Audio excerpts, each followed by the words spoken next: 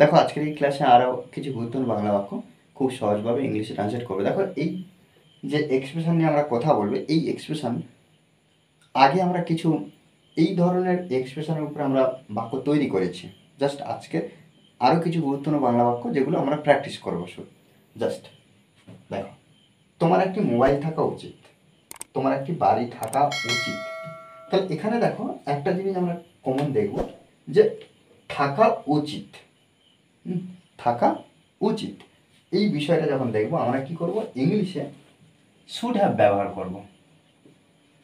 Should have এটা কিন্তু আমরা ব্যবহার করব প্রত্যেকবারে। দেখো এখানে তোমার একটি মোবাইল থাকা উচিত, তাহলে কার থাকা উচিত, সাবজেক্ট আমরা এখানে বসাবো ইউ, তারপরে আমরা কি করব, should have, you should have, তোমার থাকা উচিত কি, একটি মোবাইল, আ মোবাইল।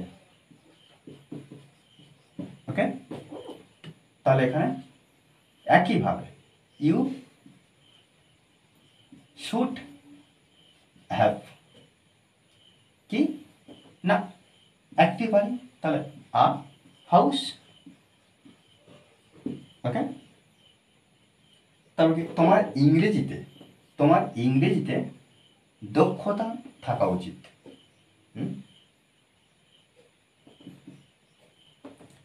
তাহলে এখানে দেখো আমরা একইভাবে কি করব, তোমার ইউ শুড হ্যাভ,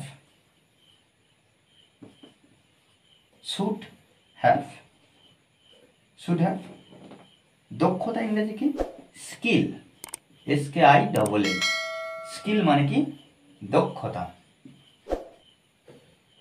কিসে ইংরেজিতে, তাহলে ইন ইংলিশ।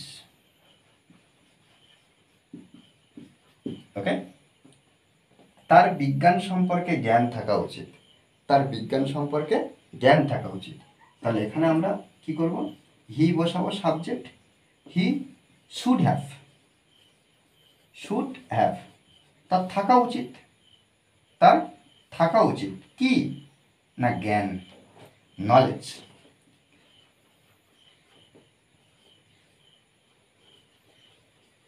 নলেজ, নলেজ বলতে কি জ্ঞান, কি সম্পর্কে না বিজ্ঞান সম্পর্কে। এই যে জ্ঞান থাকা উচিত, এই যে থাকা উচিত শুড হ্যাভ নলেজ বিজ্ঞান সম্পর্কে। তাহলে অ্যাবাউট লিখব, অ্যাবাউট সায়েন্স, অ্যাবাউট সায়েন্স বিজ্ঞান সম্পর্কে।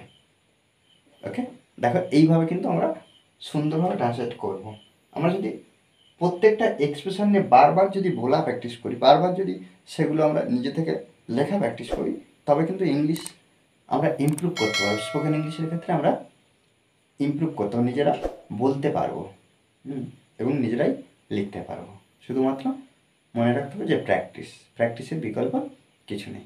ওকে, আর এই ক্লাসটি যদি ভালো লাগে অবশ্যই লাইক কমেন্ট শেয়ার, আর যারা এখনও পর্যন্ত এই চ্যানেলটি সাবস্ক্রাইব করেননি তারা অবশ্যই চ্যানেলটি সাবস্ক্রাইব করে পাশে থাকবেন। Okay, thanks for watching this video.